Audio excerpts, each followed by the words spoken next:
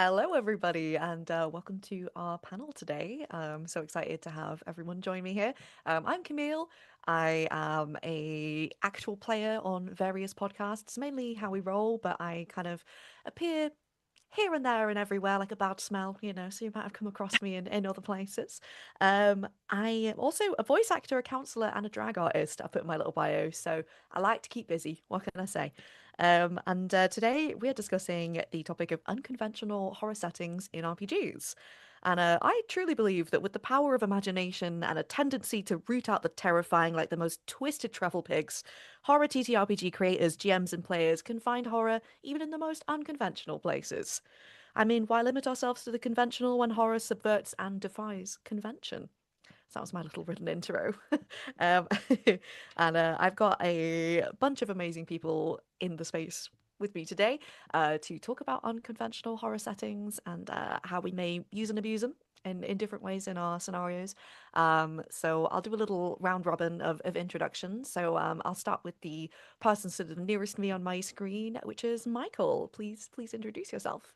Oh dear, I'm first this time as well. Hi, my name is Michael Peterson. I'm from Sweden. I've been I guess you could call it writer of RPGs since 1982. Published the first game in 1984.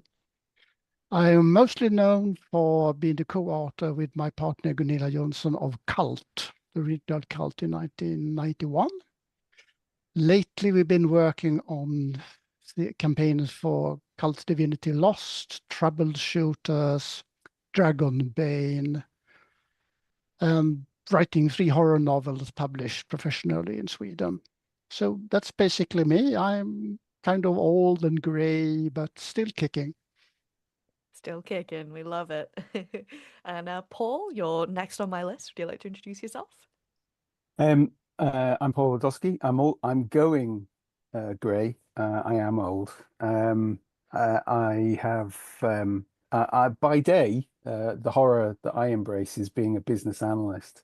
But when I get the opportunity not to do one of those serious day job type things, I am both an indie publisher publishing the likes of Cthulhu Hack, the Desanction, Sanction, and most recently Kirk Bird.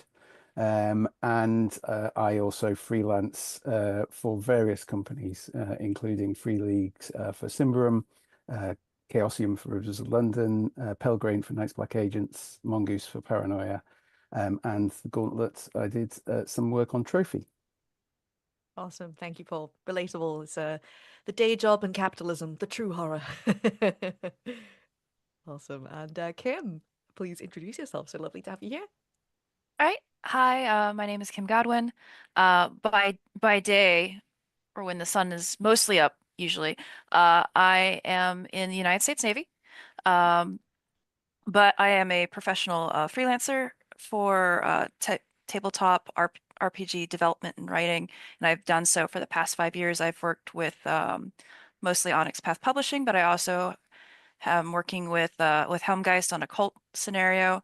I'm also working with the Sons of Singularity on another scenario. So I've done a variety of I think my genre is yes right now. I do a lot of a little bit of everything. I also write for web novels, so I do a lot of romance as well as a lot of horror stories that sometimes they intertwine in interesting ways. I have a weird background.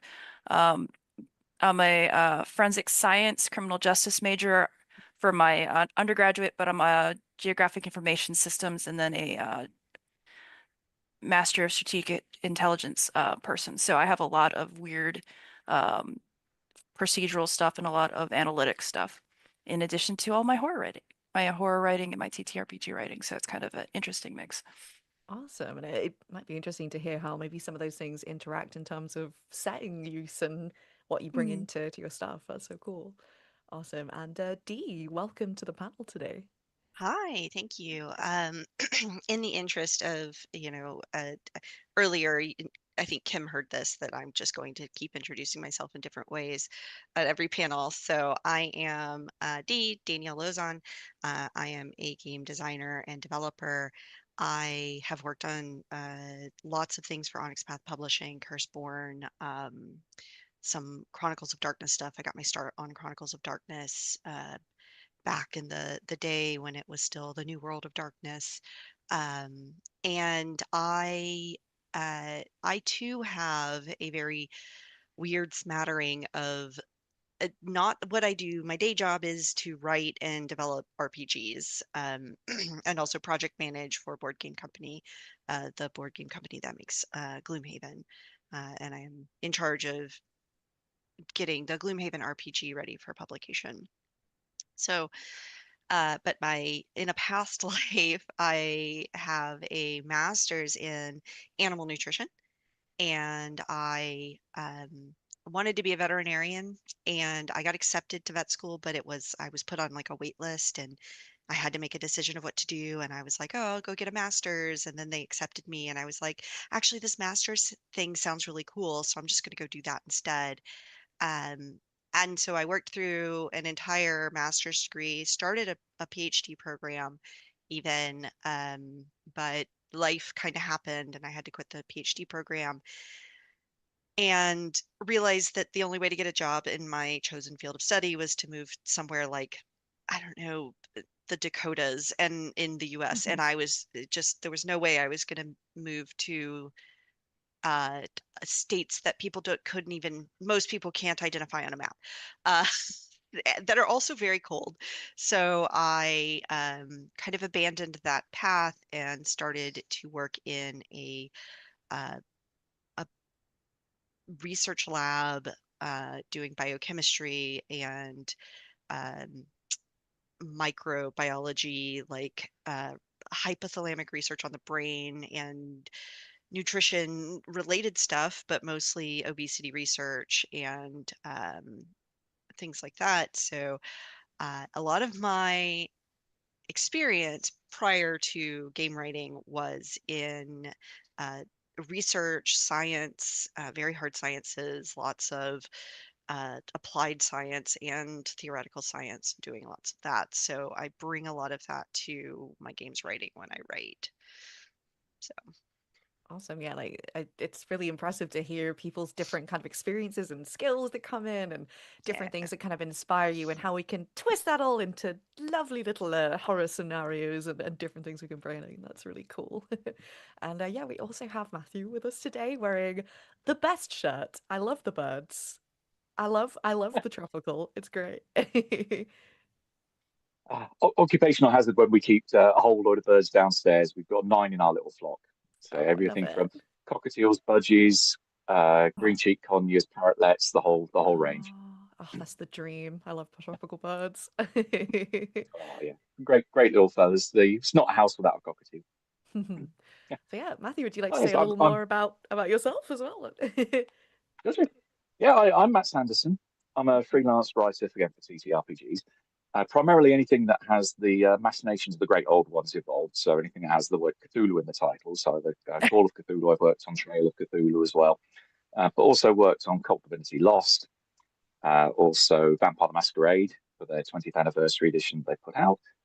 But yeah, primarily those that involve Lovecraftian hot angles of horror, which is a nice counterpoint to the fact that by day I'm a credit analyst, so I play with lots of numbers and spreadsheets, and then by night I get to exercise and flex my writing muscles. Awesome. Love that.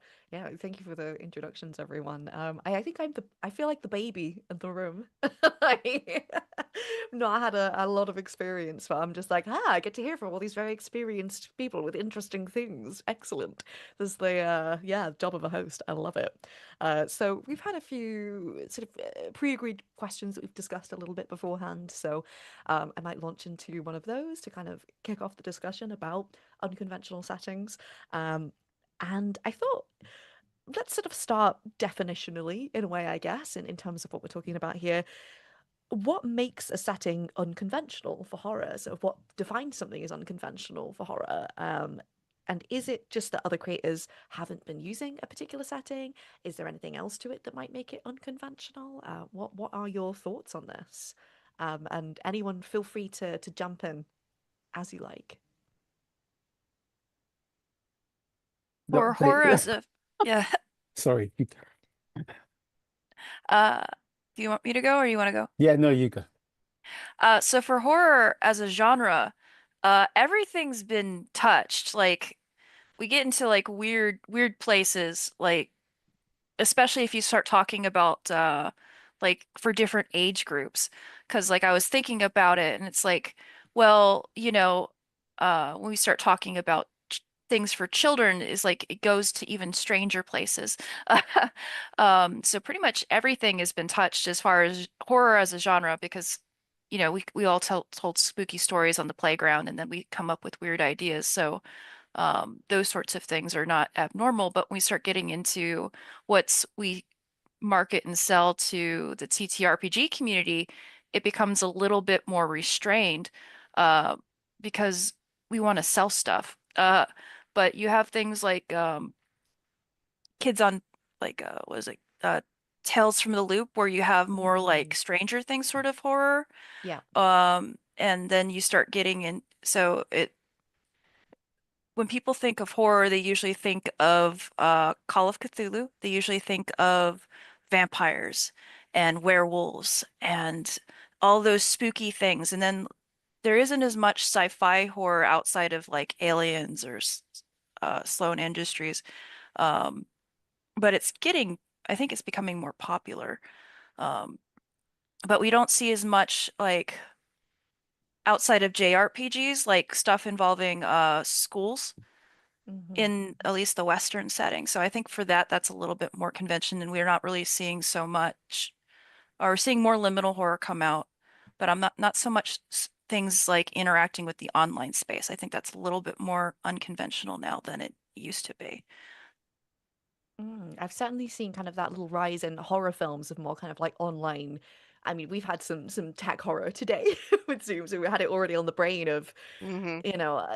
online horror, and yeah, it's not something I've come across a lot in the TTRPG space myself. So that's yeah, perhaps a newer area to tap into. But it's interesting in what you were saying about kind of almost the commercial or like attention viability of what is popular in the TTRPG horror space and what's already kind of established, in terms of sort of what then becomes conventional versus what's kind of less popular and less conventional.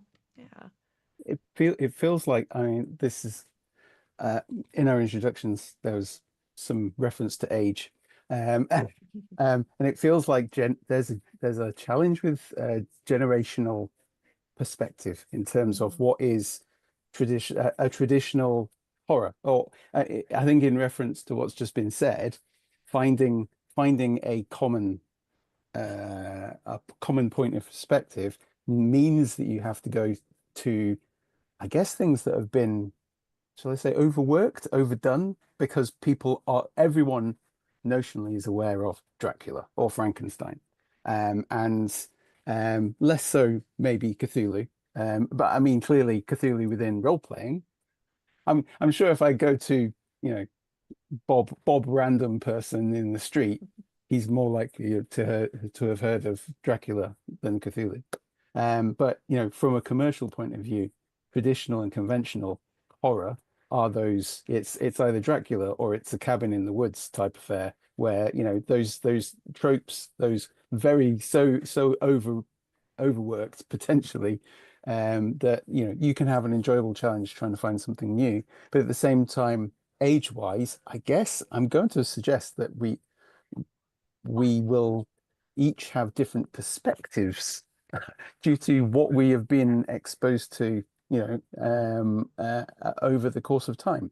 And so it's like, those moments where you might like randomly call out a children's TV program, and suddenly realize that you're staring at a bunch of blank stares because what you've referenced doesn't quite make the generational shift. And it's so I mean, when I was thinking about this session, I was trying to work out what is conventional, what is traditional. You never mind what's non traditional or non-conventional, because yeah, I think it's uh, as noted, yeah, if you want to make money, perhaps you dive into something that feels like everybody's done it before, because that's the easy option. If you stick Cthulhu in front of it, you're probably going to make some sales, especially if you can get a new twist on it. But going for something unconventional is probably a little harder because you need to, it's probably where you need to do a lot of playtesting to work, I guess, work out whether what you're going to come up with is actually going to make a connection with enough people to make it fun, viable, whatever. So I have some opinions on that in general.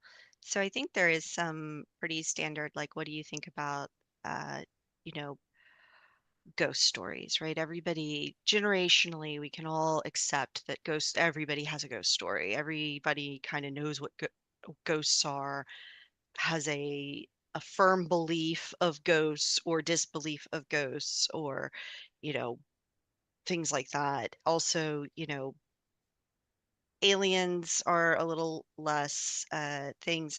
Zombie stories, like, it's interesting to me because zombie in media is very prevalent, and there's lots of movies and books and stories about zombie apocalypses and zombies in general. There are actually very few tabletop RPGs that explore playing a game in a zombie apocalypse. Like, I can name two, maybe three off the top of my head if I'm stretching a third one. Um, it's just not a place that I've seen a lot of people use as a setting for an entire RPG. And part of that is because, the trope of zombies is that the actual monster are the survivors, right? Like, the actual monster are the people.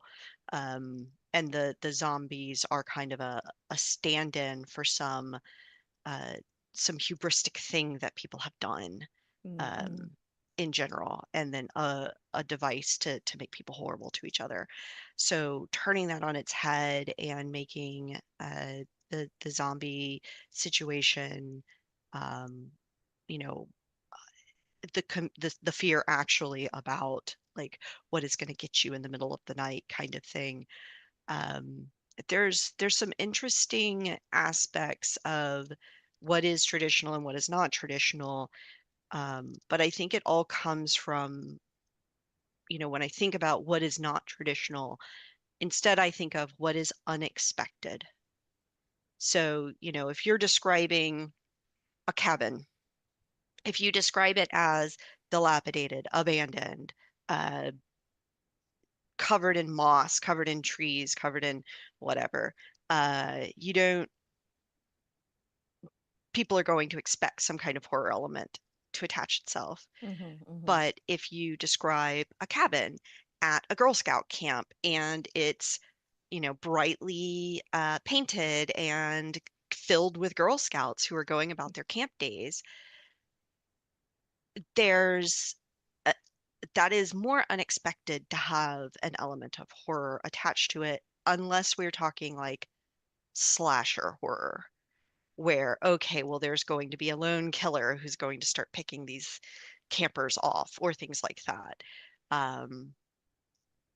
But I think how you present things to be is, are we setting this up to look like a horror trope, or are we setting this up to look like something else and then revealing a horror trope? So sort of the subversion of convention, or the subversion of expectation that can sort Yes. of build up that horror in different ways and things, and Right, how things yeah. are revealed. Yeah, I love that. And yeah, it's such an interesting point about the lack of zombie related scenarios. People feel free Yeah. to put in the chat any that you've heard about, because I've certainly never played one myself. So The only thing I can think of is yeah. the Dystopia Rising RPG that Onyx Path put out in collaboration with Eshkatan, who has a LARP that is a zombie apocalypse LARP, Dystopia Rising. And then I think there's Mark Renhagen did a weird kind of zombie thing. Yep. Death So Throes from Kat, okay. Oh, our So friend Kat that's Evans. Yeah. So that's 3. All flesh must be Oh, eaten. there you go. Walking Dead. Oh, they did do a Walking Dead Yeah. RPG. Yeah. I wrote for one called Really? Outlive Out Dead, where you actually got Oh, to play the zombie after you were killed. nice. Okay. Yeah. So, but yeah, there's just the fact that we can name like a handful, and instead of being like, okay, well, let's name a fantasy RPG. How Indeed, much time do yeah. you have? So yeah, Yeah. especially just across genre, things that could be conventional in film or in novels or Yep. elsewhere that hasn't kind of come in yet. So yeah, Yeah. I'm seeing a lot of like contextual themes in terms of like what genre are we thinking about? What generation are we thinking about? What is somebody's like context themselves Yeah. and how sort of changeable that can be. Yeah. I think Michael and Matt, do you have anything to add? I might have some small, if you excuse me, Matt. I think you were starting about the same time, but um, for me, I think Generation are we horror thinking also about? What is somebody? depends on the game system. If you're Mhm. playing Vampire the Masquerade, at least in my time, it was almost supposed to be on these huge cities, the metropolises. You have to be running around in the dark. You have to hide from the Inquisition, from the other clans. The city was very much the stage for the playing. It would be kind of interesting to see a Vampire the Masquerade game placed out in somewhere in Mexico, in the on the out in the outback in Australia. On a What small island. in small island? What happens in that case? And also, Call of Cthulhu tends to be in the liminal spaces outside the big centers. It's often placed in small towns or in small villages, and the horror always comes from the outside. Mm. And I actually played a long time ago. Marcus Rowland wrote a traveler scenario which contained a shoggoth. So yeah, landed on this deserted base in a small moon somewhere in the star system, and you started to realize something strange is going on here, and something that shouldn't be there lives in that freight container. And it was a shoggoth. And that was a great surprise. And this was rather early. This is the early 80s we're talking Mm. about. So for me also, putting in something that shouldn't be there in the game is also a way to change it into horror. For example, I'm running a Star Trek Adventures campaign at the moment. And my poor players have not yet realized it, but they're about to face ghosts, real ghosts, the undead Mhm. people's ghosts. So I guess both the system and how you face people's expectations of this system can create horror in strange new ways. Yeah, especially of that traveler example of kind of like the blending of settings and of Yeah. the canons of different like systems and games and how you can kind of subvert expectation or convention through that. It's a really interesting example. Mm. I think from my end, I always fall back on one of Lovecraft's quotes. I think it was from Supernatural Horror in Literature, where he talked about how horror works best when it's like shrouded in normality or mundanity. So the more that people can identify with what they consider the real world, when you then inject the horror or weirdness into that, it has the more impact. Which is why I think you find a whole lot of horror films are set during the modern era in typical settings where, on a very cynical commercialist angle, it's say they're all set in the modern US because that's where we're going to make the majority of our money, or maybe to a lesser extent over in Europe. But yeah, they're places that people are familiar with, parts of the world where they know they're going to make money, and it's going to be an audience that go, oh yeah, I know that place, or I live there, or I've been there. So for unusual or unconventional horror, um, again, maybe an occupational hazard from approaching this as from the Call of Cthulhu angle, I try to look at historical settings that people don't necessarily know much about. So diving back into not so much the distant past, my knowledge of like the classical world, like Roman Empire or ancient Greece or ancient Egypt, I would love to know more about, but definitely presents its own barrier to entry, that you need to know a lot about those settings before you can, A, you can write about them, and B, then engage in a story by knowing what's the local currency, what's the kind of the local meals are like, what's the societal class structure in all these different times and places. But I try to find something again that folks can at least identify with certain concepts that are almost timeless. And one of those is, I think, war. That people know what a war is. There's a conflict between two sides. You just have to explain a bit of their motivations. And one that's definitely always been of interest to me because of just so many levels that it operates on is the English Civil War. You've got a political conflict as well as a underlying religious conflict that underlies the whole thing.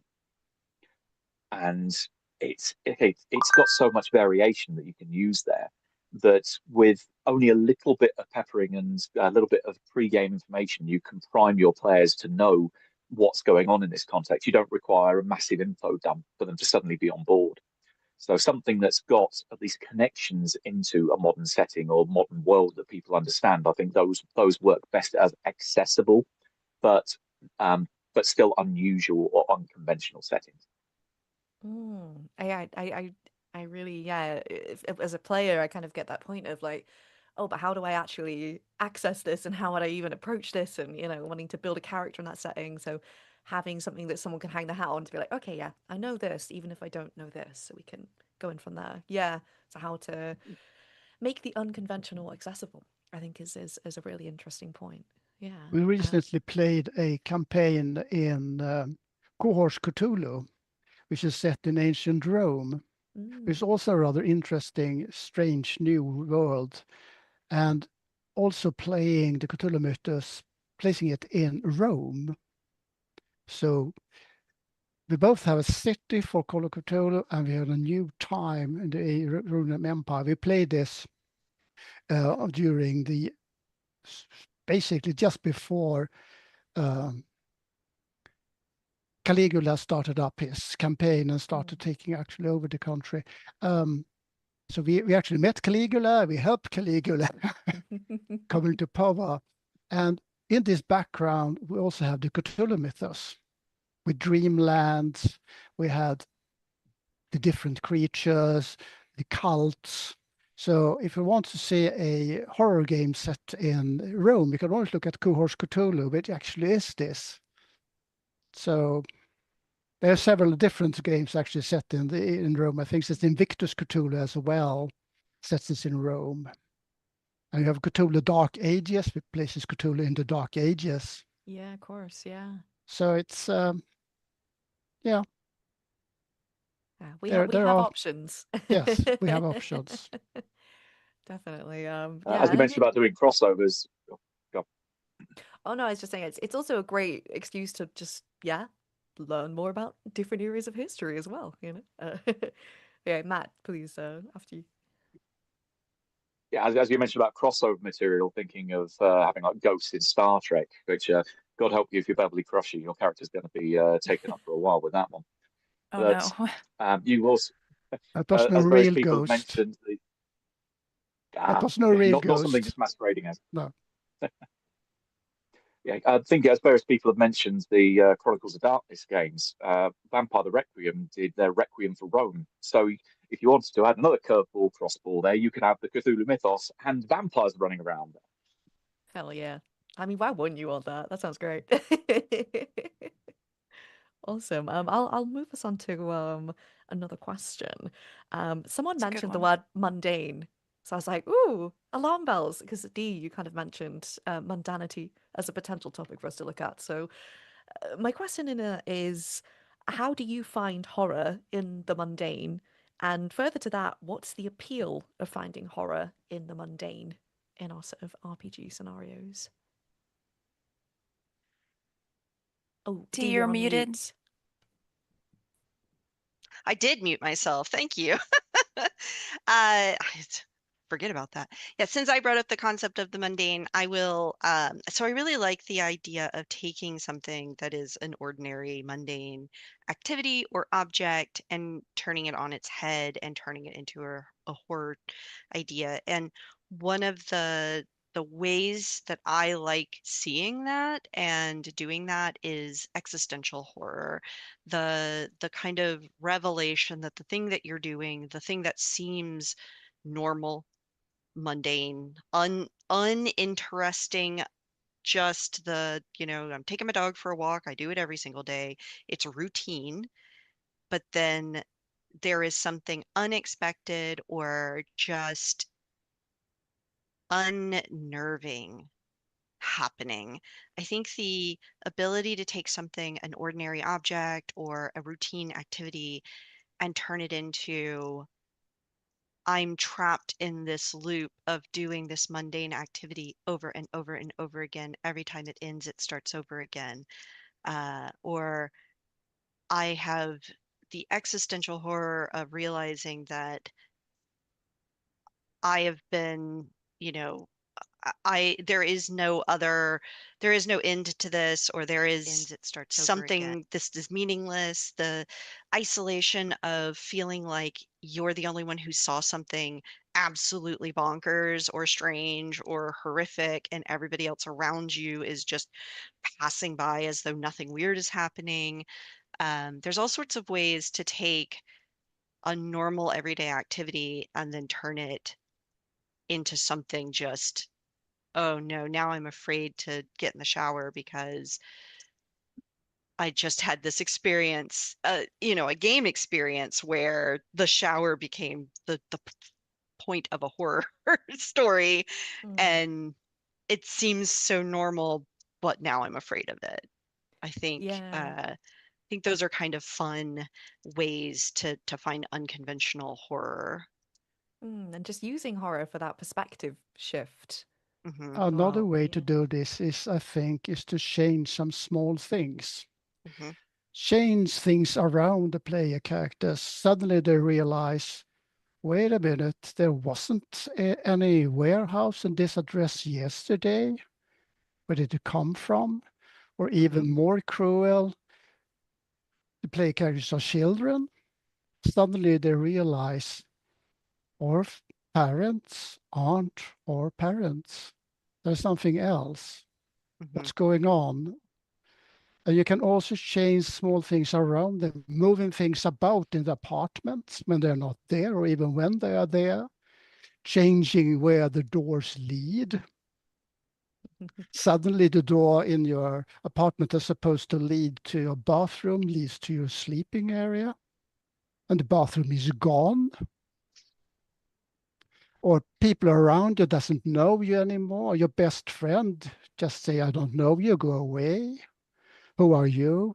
I mean, small things that change can bring great horror to people. You don't have to bring into the heavy artillery at all. You can do this with very, very small means. So Hmm. it's one way of changing things slowly and bringing the horror in a very personal way. Hmm. Love that. Does anyone else have any thoughts on mundanity and horror? Yeah, they said it really well. It's just the little shifts and little things that are off, like something out of place. I know for Curseborn, one of the adversaries was actually the Mondays where g like going to work in the office kind of bled all of the joy out of your life. It was actually and something that afflicted you, and it's something that unless you were looking for it, you wouldn't think about it. It's just like, oh man, I just went to the office or something. You see it, I mentioned it in my the other panels too, talking about J-horror, where something as simple as like making a phone call is uh can be terrifying. Um the in Japan they actually say moshi moshi, and that's actually because of during with the invention of the telephone they believe that yokai couldn't say that. So in order to make sure that you're not talking to yokai or like some sort of like spirit Mhm. or a supernatural creature, you would say moshi moshi. And if it was a yokai, they couldn't say that in sequence for some reason.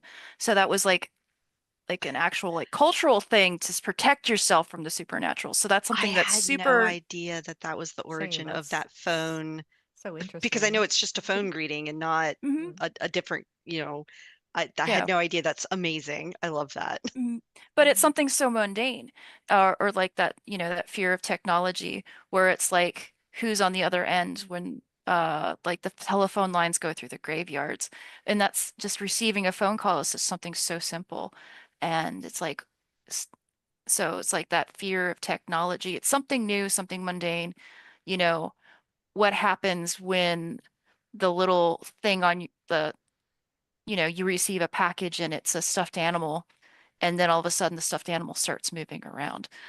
You know, it's that little, it's something simple, very mundane, but it does something unexpected or it moves around. I threatened my son with this to make his backstory a little bit more dramatic because he's pretty normal about getting like a Chucky doll or something and moving it around when he's not paying attention.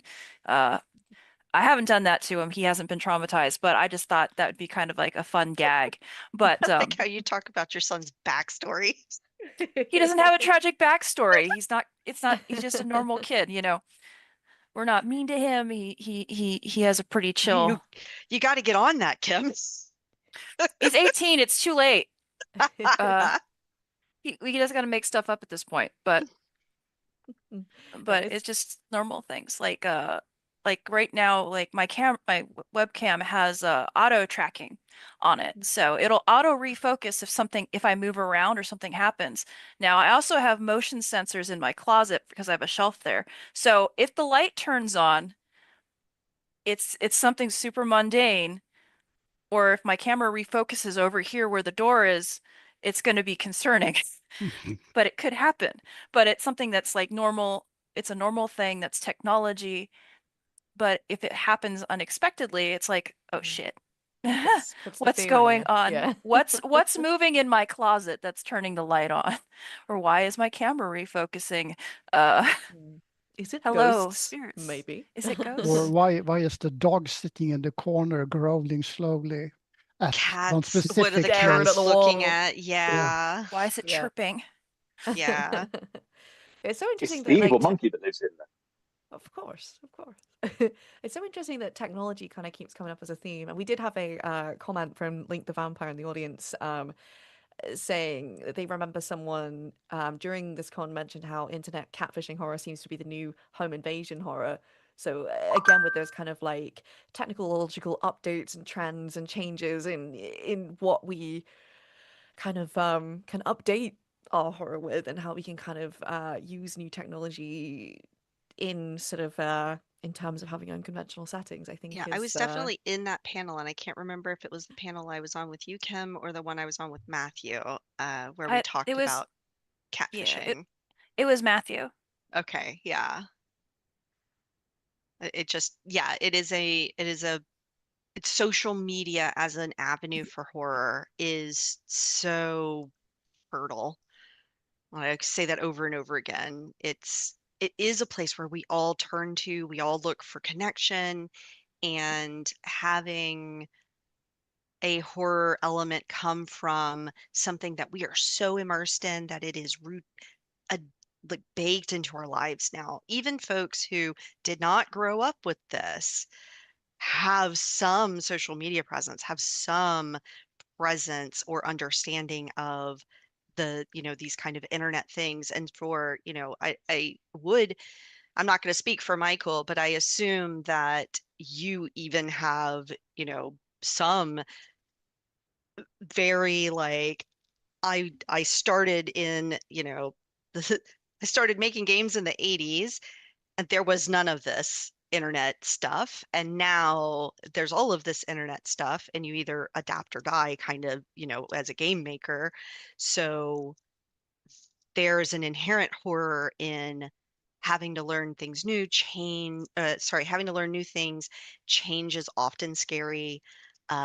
Getting left behind, isolation of learning something that everybody around you seems to already know.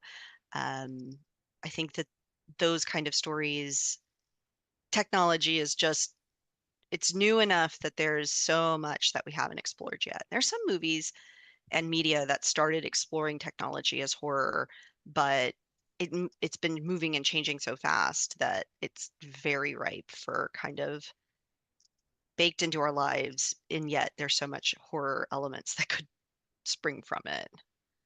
I think that like the earlier versions of that we saw in like Hammer horror, like early 70s, 80s, was the evil stepfather trope, Mhm. where like the person that we've invited into our homes and lives is not the person that say they are. Yep. And that would be like blind dates or like meeting someone through a classified ad or Yes. like the penny saver or something I like was like, that. yeah, we talked about where I was like the single white female horror film, right? Because that was a personal ad for finding a roommate, and that person became, a horrible thing. But that is now modern day catfishing is that. Where people meet over a WoW server or an AIM chat room, and then they like that was like the early fear of the internet chat rooms was that if your kids got on the internet, they were going to get abducted because that kind of happened where underage kids met up with people that they shouldn't have met up with and they went missing. Um, and then weird stuff happening that way. So like it's like things that were very much rooted in real life fears. Uh, I, f I forget the name of it now. It was like the D. Snyder movie where that was the big thing with the kid getting kidnapped and tortured. The people getting kidnapped and tortured. Shit, what was the name of the movie now? I can't But remember, but I am thinking about an episode, like an early episode of Buffy, where there's like a demon in the internet in the computer lab. Does anyone remember that? I don't know why that just sprung into my brain, but I do love particularly the older examples of kind of like technology and horror and stuff like that, and then like kind of, Strangeland. There we are. ooh, yes. Yeah, lots of yeah, fun examples of bringing in technology, definitely. But did anyone else have anything to add to that, or shall I move on? Only Okay. that I actually find technology fascinating. So Mm. I started out majoring in computer technology, and I usually build my own computers. So um, I'm quite comfortable with the change of the world. But Mm. um, but of course, there are other people who find this a lot more distressing. So, for example, here in Sweden, we have a debate about we have something called uh, an ID that's only available on your smartphone. And this ID is used for almost everything. You Mm. can't really access your bank. You can't really access the social services. You can't get a loan. Almost everything is impossible unless you do have this bank ID on your phone. And people over the age of 80 usually have some kind of problem with this. Mm. And you also have the problem that your phone goes out of style. And when it starts getting too old, the bank ID program app stops working. And this is kind of a horror story for people as well. I mean, it's kind of horrible as realizing suddenly that you can't log into your bank, you can't change or shift money about, you can't pay your loans, you can't even book a ticket for the trains anymore because they use the bank ID as well. We have no offices for buying these things anymore here in Sweden. So a way to actually get people to kind of disappear, even though they're still here, is finding a way to stop this ID working for some people. So Mm. a nice horror story would probably be one day suddenly 10% of Sweden's population woke up and found out that they can't access their bank IDs anymore. And nothing they do can change this. Yeah, it reminds me of like I've only mostly seen it in comedy shows to be fair, but like the idea of it is quite terrifying. The idea of being like legally dead, Hmm. and just completely out the system like that, and just like almost it reminds me a bit of there's a season of the Fargo TV show as well where there's like one of the characters isn't getting recognized by like automatic doors or like automatic hand dryers and washers and just isn't like technology goes on the fritz whenever she tries to use things and she's just being made like obsolete. in the way that she can't. And I'm like, that's terrifying. Yeah, really, really scary. So you could be like a party of characters of people who've come together in a support group or something. So we're like, we were all just unrecognized, and yeah, it's just proper scary. So I think that's an amazing example, Michael, of like Yeah, I in think Sweden and it's how horrible, but it yeah, works very yeah, well for us who yes. actually have a smartphone. It's an excellent help for everything, but Mm, I can see the horror here for people who really mm, can't use it. And I yeah. suppose in terms of the mundane stuff as well, um, I was just thinking, as somebody who used to work in an office, um, and now works where I'm sat right now, it's kind of, you have those mundane environments actually, which are also constantly sort of part of people's lives, which they might not necessarily get comfort from, but it's a kind of an environment that you expect. So you've got like the office environment where there are all sorts of opportunities for something that's very grey and mundane, but then you take it down the severance route, or you take Mm, it down the back rooms route, or you go into. I was just thinking of like things like I used to sit in a traffic jam as I commuted, and I would be stuck there for an hour. And the prospect of being, stuck in a tiny metal container, which ultimately, if something were to happen, what are your options? You are surrounded by lots of very angry people, probably who are also, getting frustrated and angry. And I'm wondering, equally, we've mentioned the notion of, expanding the horror of um, the environment in terms of being online. I don't know. Have we fished around in the world of home working as a mm, it's the next development of people who actually won't connect anymore with the idea of being in an office. They won't have. There are some people who will never have been in an office, or maybe they were there for an induction or a training or something. But there will be more. There seems there will be new territory to explore in terms of it, and it connects into that notion of technology as well, not being identified by something or being in a situation where fake the sort of not fake news, but sort of people, the environment that you're seeing at the other end of your Zoom call, is this entirely fabricated, manufactured? Are people who you spend time with day to day real? Or there seems there's all sorts of I fully expect that there will be more and more sort of consideration of things that really have only just started to become true mundane normality, after the COVID business, that's now dulled to the point where it's just the new normal. And the new normal is that mundane experience. Yeah, and I think like with that sort of thing, if we successfully shift from going into the office entirely, then going outside the house to go to the office now becomes that horror. Is like, what is going on? Where is everything? Why is my key card not working? Why don't I have a signal in this building? What is that weird noise? Why the lights doing that? So those sorts of little things will be pretty interesting things to explore. We were just talking about the auto tracking. So yeah, that'd be interesting to see how things shake out in the next t 5 years. I would like things have changed so rapidly now. Uh, you know, where like in the COVID time where people were accidentally applying cat filters during office meetings and it made the news, or people were watching inappropriate things in Parliament and it ended up on TV. It's like, oh God, to be that person. And that's like, that's sort of like, that could have been anybody. Uh, it's like, oh God, what's happening on that meeting? Uh, So yeah, definitely some interesting places to go. Or like the rapid shift from physical media to digital media and then the digital media going away.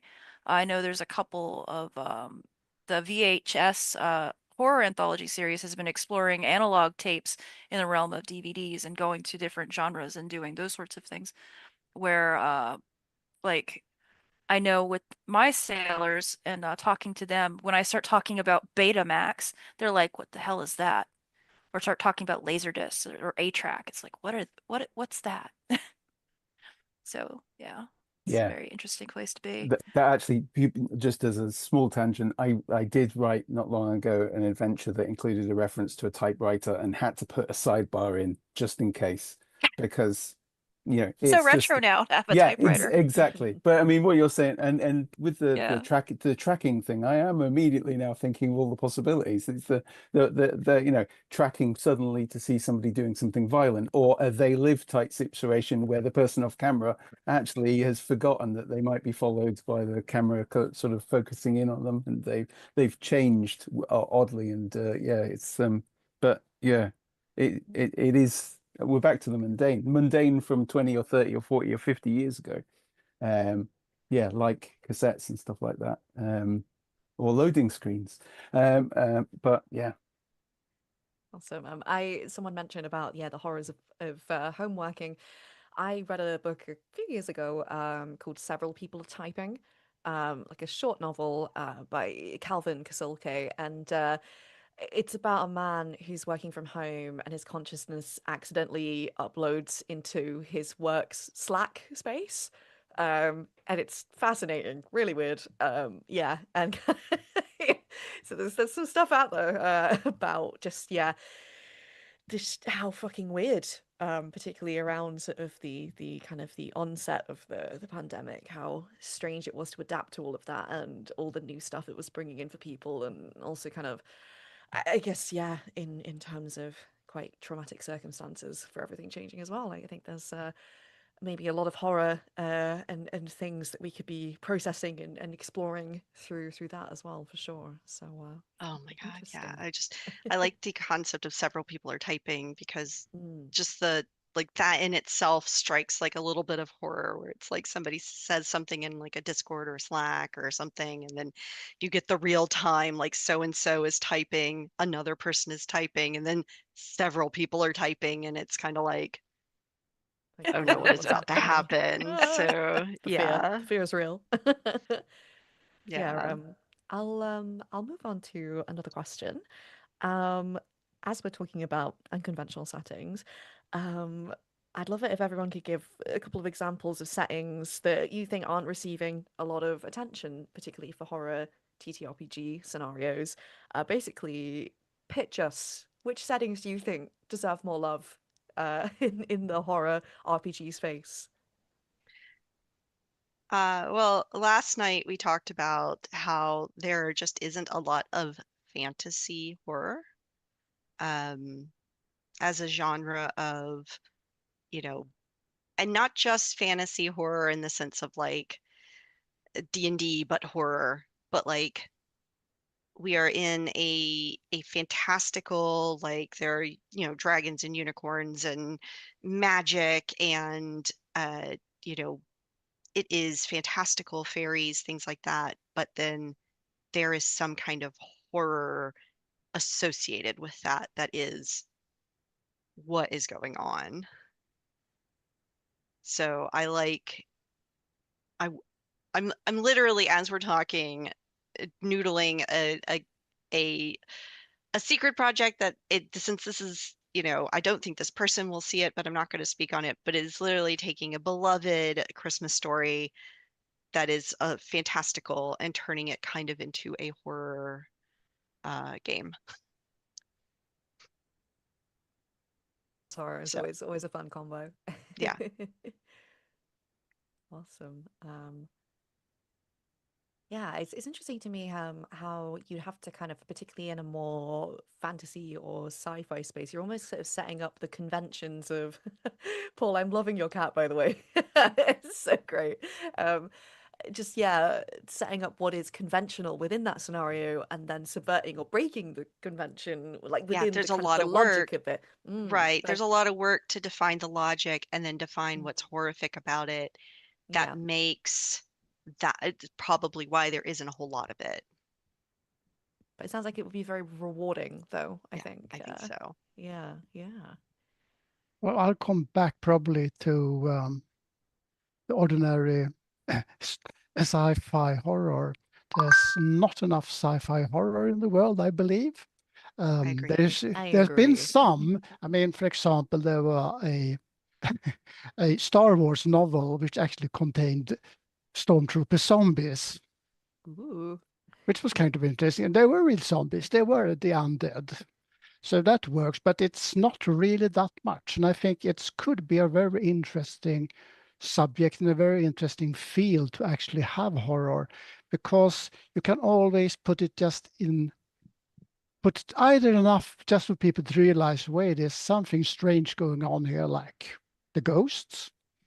Or you can go all the way to almost alien-like subjects, but only this time it's the elder gods. It's actually invading the galaxy, and now Starfleet has to fight off Hastur and Azatoth. I mean, that would be an interesting battle. Goodbye, Starfleet, I'd say. But you can always, another subject I would always love to see are children's series. Why aren't there any Teletubbies horror stories? Why aren't it My Little Pony horror stories? I'm working on a horror Teletubbies drag act, so I'll That keep you sounds nice. updated. I love that. Please, yes, I'm gonna great. be Lala, and I'm gonna make a little TV, and I'm gonna prize it, and my guts are gonna come out. It's gonna be Oh, great. that's amazing, and I love it so much, but also if you could do a TV that has the ring like character come out of it, like that would be On a even giant better. suit, and my friend will be like waiting in it. Yes. It's like that's incredible. So maybe not in RPGs, Teletubbies meets but Videodrome. yes. So yeah, I don't know about RPGs, but I'm drag-wise, I'm working on it, Michael. Good. I'm working on it. But sorry, please do Great. carry on. I mean, yeah, children's media, great for horror. Like There is a game, it's a video game, so it's not a tabletop RPG, but there is a game called Amanda the Adventurer, and it's a horror, but it's children's media horror. It's very good. It's kind of a escape room, not escape room, but like a puzzle game that includes a lot of very much like this is a Amanda the Adventurer is a, young kids TV show, and it is horrific. So if you want inspiration for doing that kind of thing, I think that's a fun game to play, and it's really short indie game, so worth playing. so one of my favorite series is the Don't Hug Me, I'm Scared YouTube slash Yes. Channel 4 series, Oh which my kind of God, it's so good. takes puppets and makes it gory and horrible and disturbing. I love it so much. So disturbing. I love it. So some fun stuff for sure. Yeah. Paul, Kim, Matt, do you have any So, things you'd want to pitch? oh yeah, definitely sci-fi horror. That's something I really enjoy imposing on my play-by-post people, is like, because everything in like a sci-fi setting usually for most of the things that people like to play are that sort of utopia where we are the strong ones. We have this sort of technology that trumps everything, and then introducing elements where it takes their main source of power and their weapons and making it terrible. It just makes your enemy stronger, and it becomes something very terrifying because it's like, oh shit, how do I deal with this? I got to get bullets. I have energy weapons, you know. So that's something I really enjoy. I see in the chat someone's talking about romance in horror, and like I know for like vampire, and we also do this in Curseborn, where that is an element, but it's not the main thing. So to do a romantic horror game where that is like, there's ways of approaching it, but it's also something that comes with a lot of caveats and lines and fails and safety tools, because if you make that your main thing, is like you could do it as like you're in a toxic relationship or the person that you are with is not who you think they are, or you're not the person they think you are. and you're trying to navigate that space where, discovering what is going on with you or your partner or both of you, it becomes like, but then it becomes something like that can also become like a body horror sort of thing, which we don't see a lot of, I don't think, because people get very squicky about things happening to them.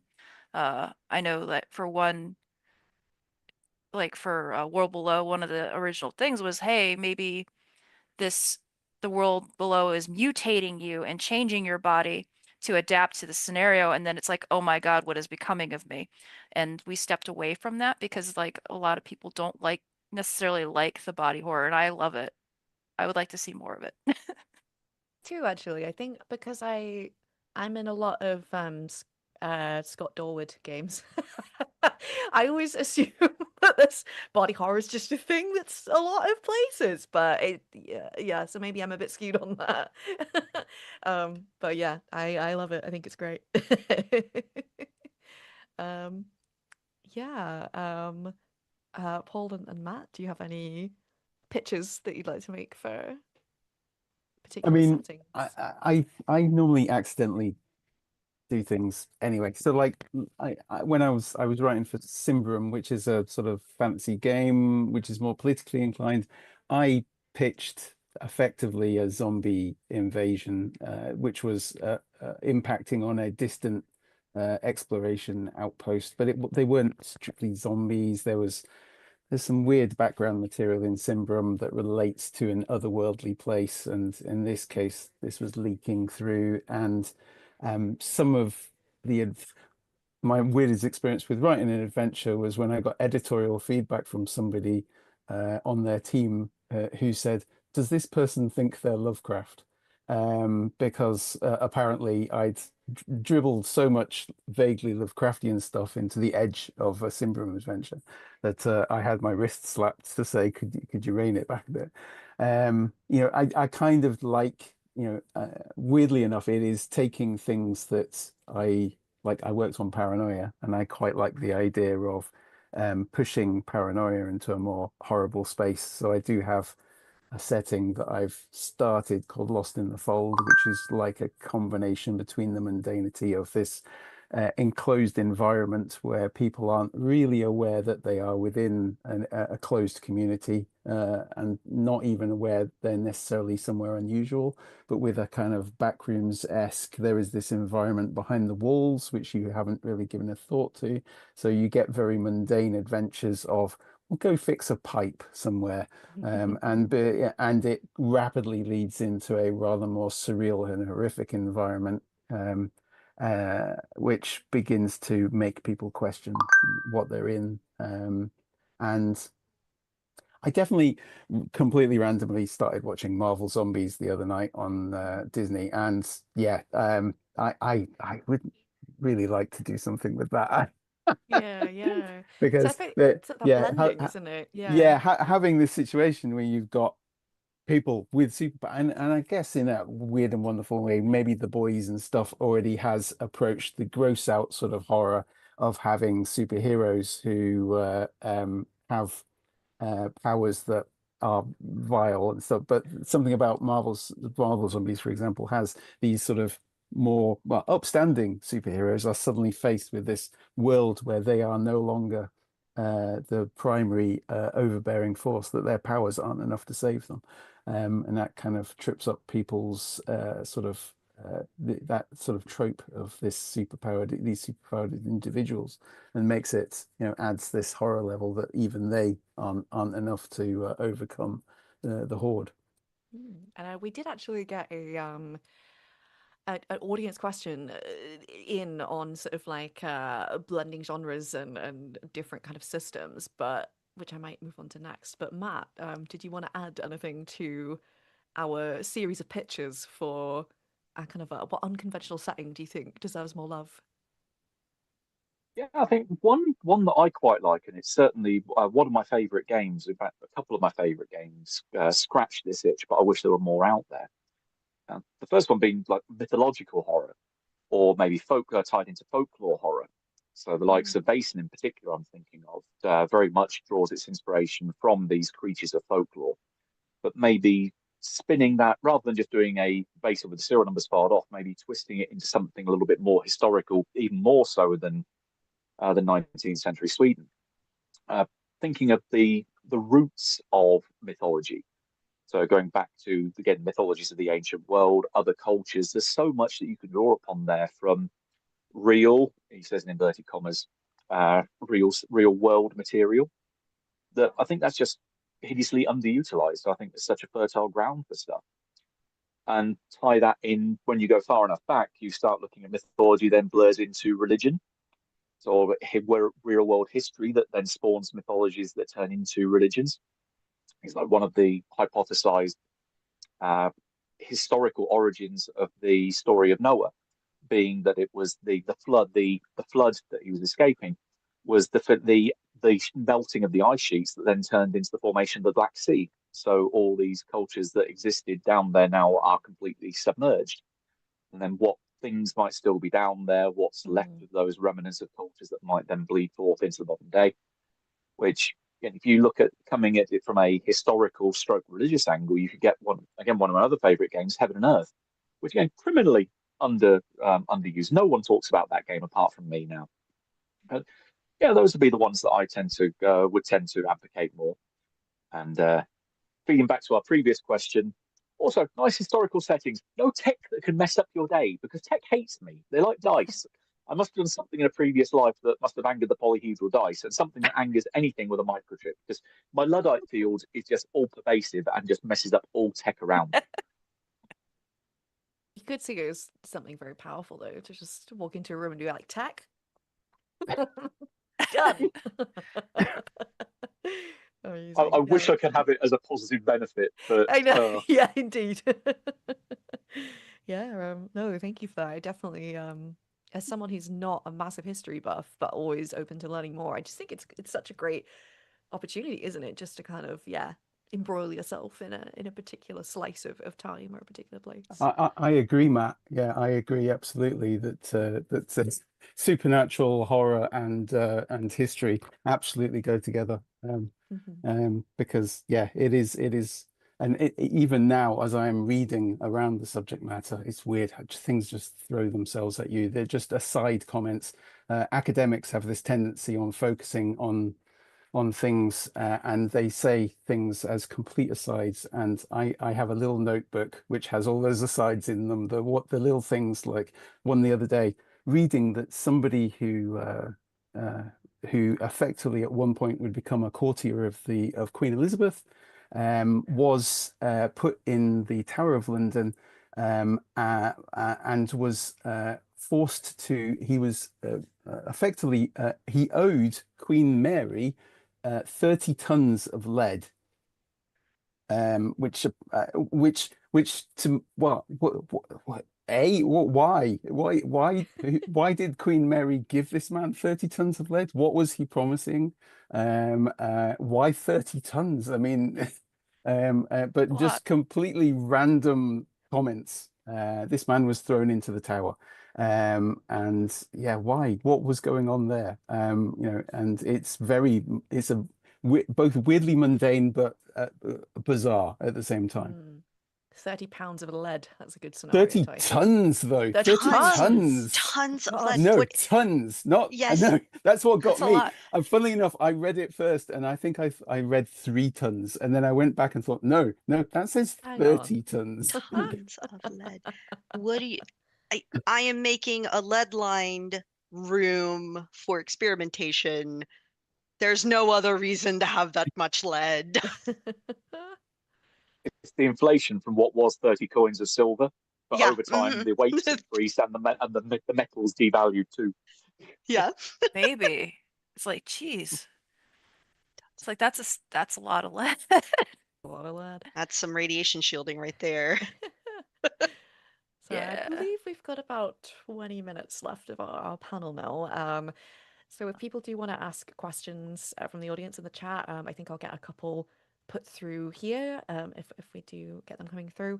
But we did have a question from Link the Vampires. Thank you for asking this earlier. And this is kind of about the genre crossing and blending that's kind of come up in what we've talked about a couple of times. Link has said, the Dreamlands are very strange, but I partly expect them in Call of Cthulhu, not so much in Vampire the Masquerade. Is it fair to borrow from other games and genres to break convention? I'm getting a lot of nods, and I'm like, yeah, do it. Yeah, Yes, absolutely. absolutely. Yes. Yeah. Pull your Vampire the Masquerade characters into Riley, send them into the Mountain of Madness. Pull pull a zombie horror trope into your Call of Cthulhu game. Pull a personal horror trope into your, you know, game that is like, yes, just pull bits and pieces from every genre of game that you want to pull from or other game. They're all there as a toolkit for you to use in your game. Please go mad with them. Like, you have all this power. Do it. Yeah, it's 100%. very much you should use whatever you feel will get your story across or tell something interesting. When you're doing it for your personal table, you don't have to worry about copyright or getting sued. You can do whatever you want. If you want to have like Cthulhu in your My Little Pony game, you go for it. You just do your thing, man. You don't have to worry about stuff like that. When we're writing, we have to, you know, submitting something for publication, we have to very carefully consider things, especially if we include certain countries and considering where our books get printed, we have to be very careful about what we include. But for what you do for your personal game, if you pull inspiration from, the originals, you pull inspiration from Buffy, you pull inspiration from She-Ra, Princess of Power, you pull from that. It's like, it's really how you mix things up to make it more interesting because no one wants to play a game that's the same game that everyone else plays at the same time, the same way. So you just pull all of your resources to get the pull that cool idea and go forth. Enjoy. Get weird with it. Yeah. Does anyone else have any comments on genre blending and I mending and was, breaking? yeah, And I was going to say that, ultimately what you're saying, and this reference to Dreamlands, I mean, that's what Lovecraft was doing to begin with, and the people who were around at the same time as him. I suppose it's the same with the likes of like Tolkien and the people who he hung around with. There was this, that's been going on for a very long time. People would add borrow things, and the likes of Lovecraft were not only borrowing things, but then when he went into his editorial capacity, he would start adding things to other people's stories. So he was creating this mythos was growing, even while he was there, because he was quietly sort of introducing it into other people's works. But it is definitely it feels like as you say, if there's no copyright involved, at your table, you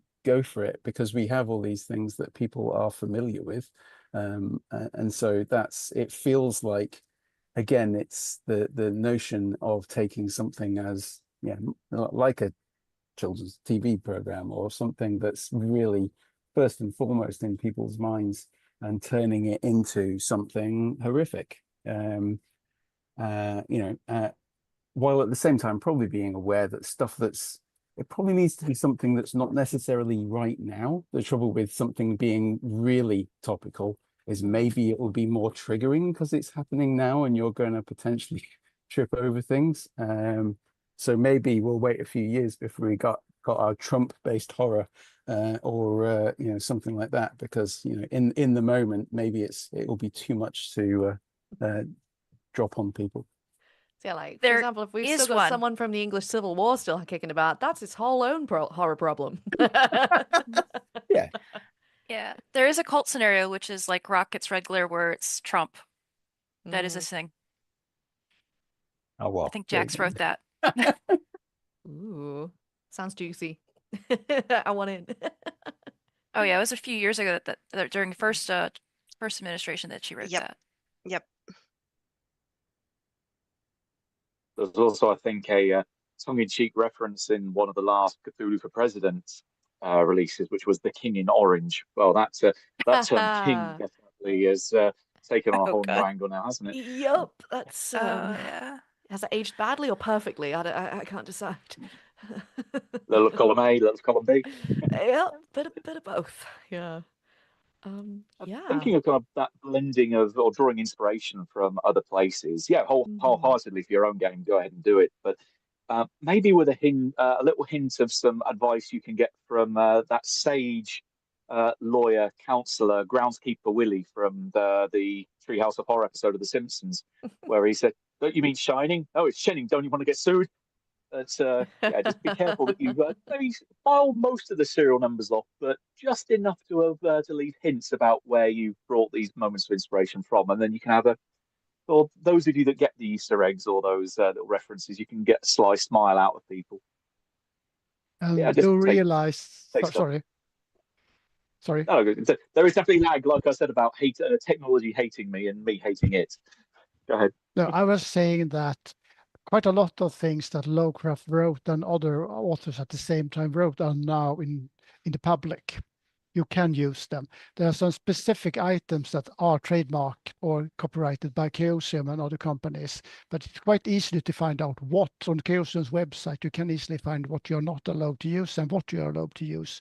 So you can even actually make commercial products and selling them containing parts of the Cthulhu mythos because Lovecraft is now in the public. So just be careful and check out with the company whose rights you're looking at or perhaps infringing and see what is actually free and what's not. Remember Steamboat Willie, not Mickey Mouse. Is there any Steamboat Willie horror scenarios? Probably. There are some horror movies now actually Yeah. Yeah, with Mickey yeah. Mouse and Ooh. Paddington. So And I believe There's Winnie the a Pooh. Winnie the Pooh. Winnie the Yeah, Pooh yeah. and a Winnie the Popeye Pooh. horror. Yeah. Yeah. Amazing. We do have a little bit more time. I don't think there were any other questions from viewers, but apparently there's been a very lively chat, which is lovely to hear. And Yay. I guess if anyone else has any maybe final shortish pitches for sort of settings, it's so interesting. Kim, you were saying about the kind of romance horror kind of crossovers. I've been listening to the quite newish podcast Push the Roll recently. It's from the people who did Ain't Slayed Nobody. And they did a great it's very improvised. Basically, they get given a title idea and then they just build it up from there. And it's really good fun. And they did a rom-com called a Cthulhu scenario recently, and I was like, that's amazing. It was just so good. I really recommend it, and it's got me thinking I want to play some rom-com Call of Cthulhu games, proper like 90s noughties rom-com kind of tropes, and how you can kind of inject horror into that. It was great. So that's my Yeah. pitch. I think more yeah, horror rom-coms. Yes, please. So Yeah. Oh, go ahead, Dee. I I find sometimes like pacing in horror is a thing that, is sometimes hard to do because you can only the horror comes from the absence of the normal, the unexpected, the you know the buildup of attention and then the release of it, things like that, right? So if you have too much just like horror, horror, horror, horror, horror, there's no relief, then it stops being horror and it starts being the norm. Mm. So you must pace it with comedic relief or a moment of reprieve of some sort. There needs to be breathing room for the horrific elements to really feel horrific. And there needs to be some player investment and some other things, especially in an RPG. And comedy is one of the things that people will like. I've seen a lot of, comedy horror movies. There's, Shaun of the Dead and some other kind of things. And I do I feel like horror is a great thing to inject in an otherwise other type of genre Mm. because it then becomes more horrific when you're not expecting horror at all. Now, of course, don't completely jump scare your players with something horrible without Yes. talking to them first. Like, hey, is it okay if our, game of thirsty sword lesbians includes a horror element every now and then? Um, talk to them about that first. But I think it can sometimes have more impact if you're doing a genre, any kind of genre game, and then you have an unexpected horror moment, uh, Mm. because it winds up having a huge impact of, oh, this is terrible and horrific and scary.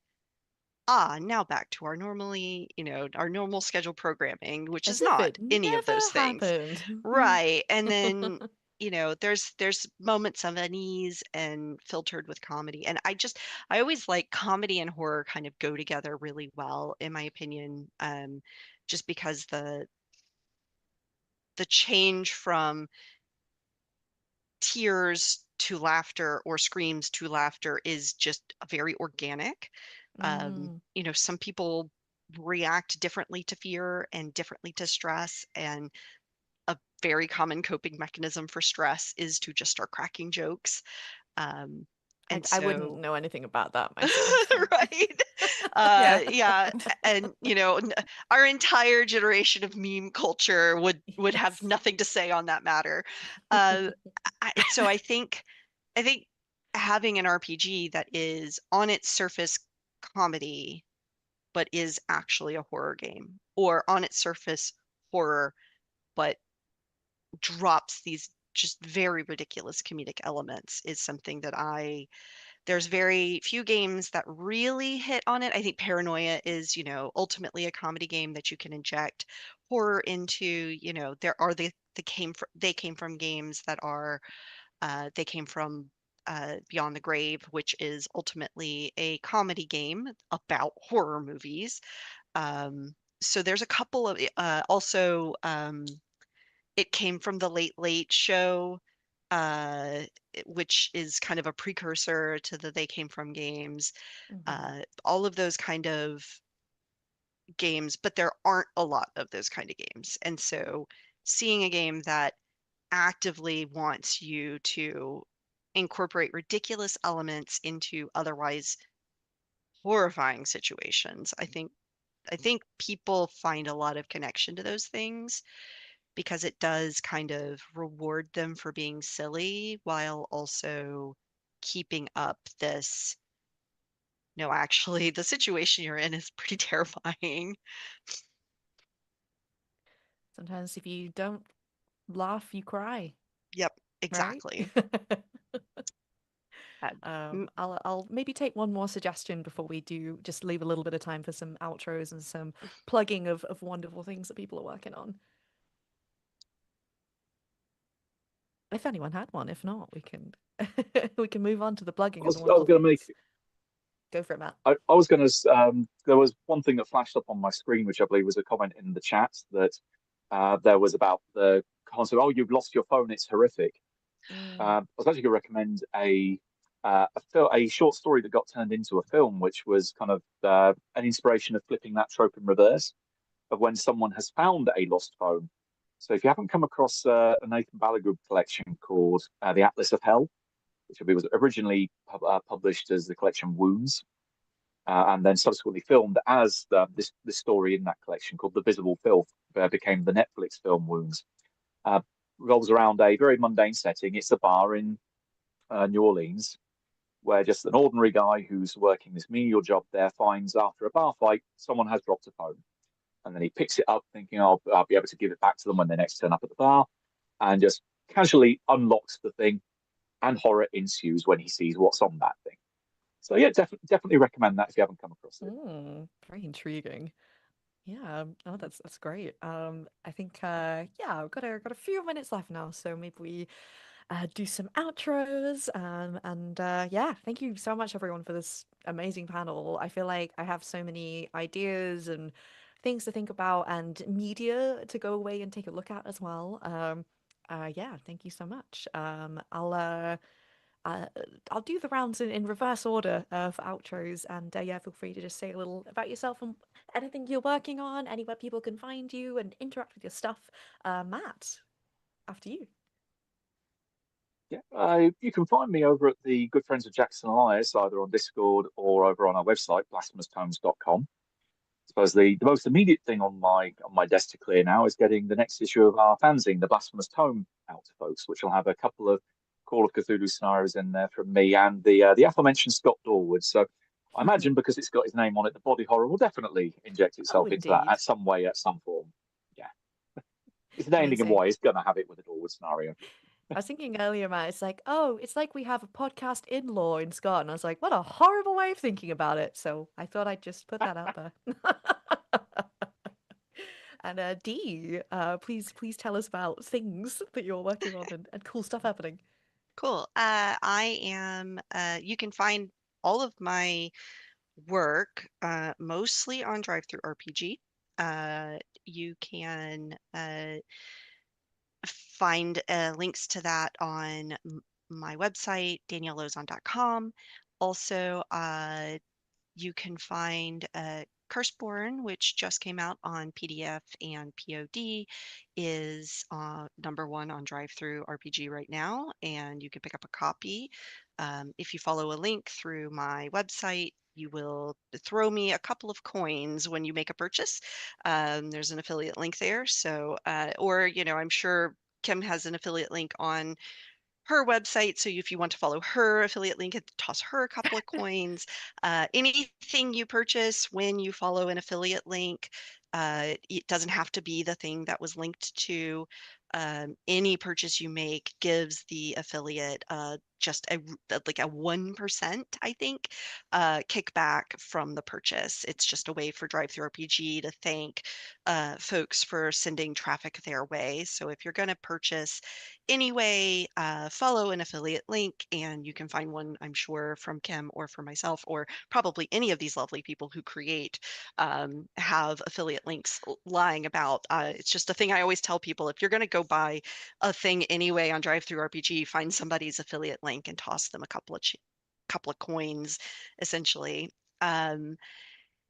So Curseborn just came out.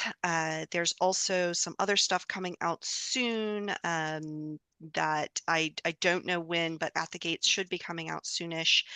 The World Below has been out for a little bit. You can get a POD or PDF copy.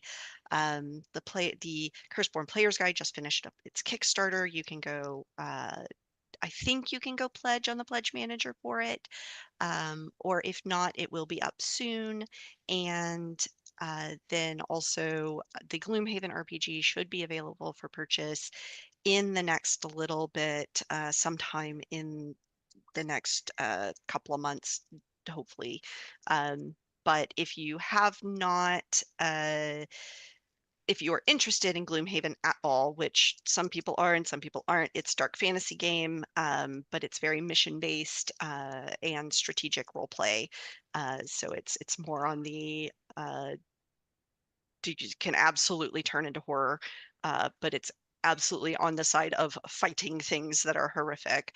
That game was crowdfunded on BackerKit, and so if you just look for Gloomhaven on BackerKit, you will probably find the campaign, the Grand Festival campaign that did it.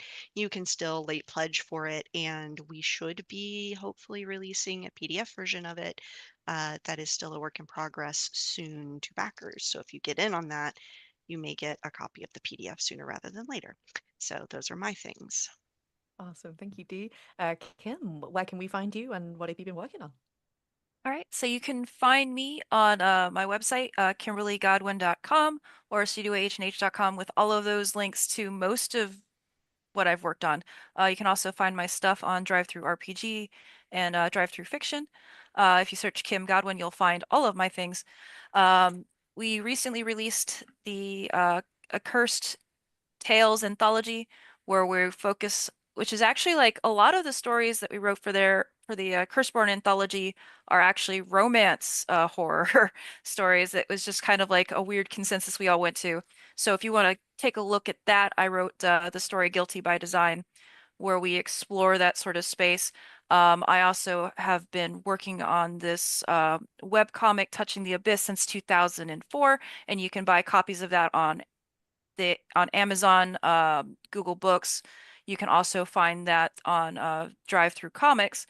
And with Sons of Singularity, we're going to be going to crowdfunding for Heaven is Red, which is Eldritch Horror in space, which I'm really Hell yeah. excited for. So I'm getting to write some scenarios and some other things with them.